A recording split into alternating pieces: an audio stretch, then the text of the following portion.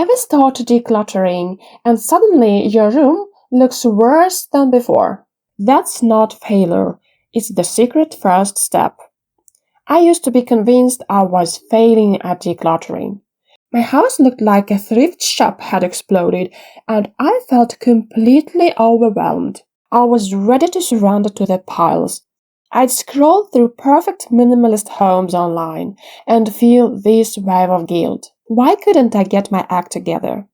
I'd start a project buzzing with motivation, only to find myself an hour later sitting on the floor in a room 10 times messier than when I started, totally paralyzed by the chaos. Then I discovered a truth that changed everything. A chaos isn't a sign you are failing. It's a necessary step in the only kind of decluttering that actually works for real life. A life full of interruptions, emotional baggage, and honestly, being tired. If you've ever felt that sinking feeling while decluttering, this is for you. Decluttering is like tackling a giant puzzle. That mess you see? It's what happens when you tip the puzzle box over and start sorting the pieces. All the pieces of your home are scattered everywhere. That's why it feels overwhelming. But here's the twist. That mess is actually proof you've begun. And like any puzzle, the only way forward is piece by piece, section by section. This is where my puzzle method comes in. Think of your whole home as a big picture, the complete puzzle. To make it manageable, we break the puzzle into smaller sections. I call each of these sections a chain. Each chain has a first link, a few middle links, and an end, and represents a specific type of task or group of items you can actually complete. What defines it is the type of item you are handling. For example, obvious trash, things to donate, or items with emotional attachment. You can focus on a single chain or move between several at once. And here's the magic. Once you know which chain you are on, you also know your very next step. Even if your home looks like a hurricane hit it, you are not lost. You are in control. You can plan decluttering around your life. 10 minutes before dinner? Finish a link. 2-3 hours on Saturday? Knock out a whole chain. Piece by piece, link by link, it all adds up. So, what's a chain? Each chain is defined by the type of item you are dealing with. Let's start with the easiest one, the lost and found chain. These are the no-brainers. They are not clutter you have to agonize over. They are things you actually use and know exactly where they belong.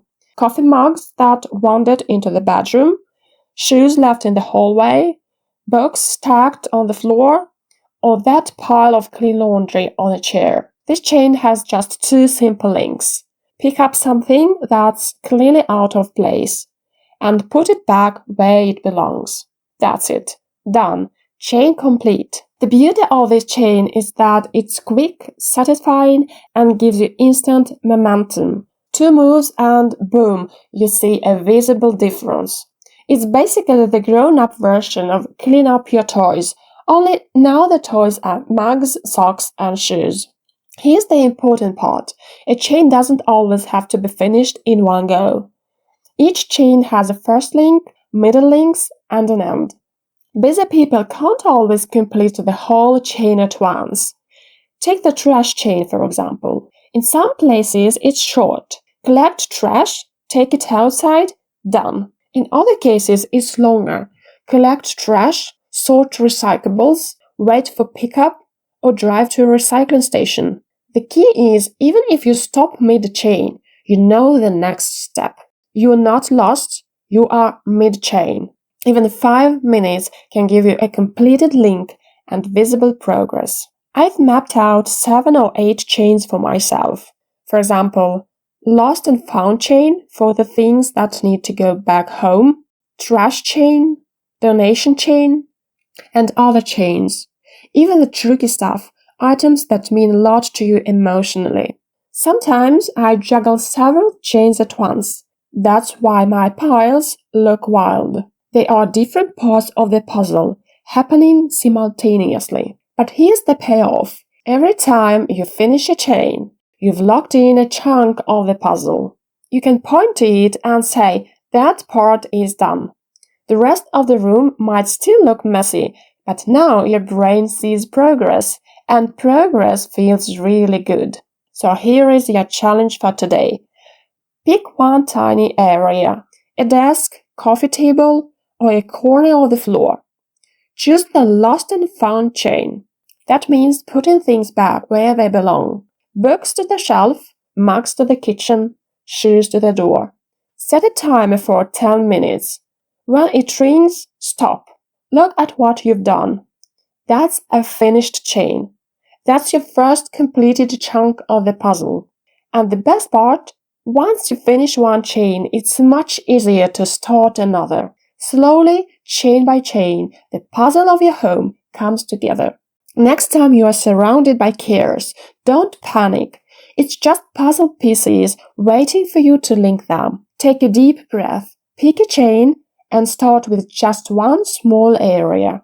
Step by step, chain by chain, your home and your mind will begin to feel more organized.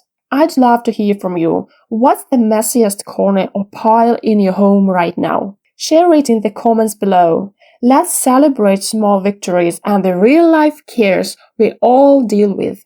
In the next video, I'll walk you through all my chains of the puzzle method and show how they work in real life, from obvious trash to emotional keepsakes. There's a chain for everything. Thank you for watching, and I'll see you in the next video.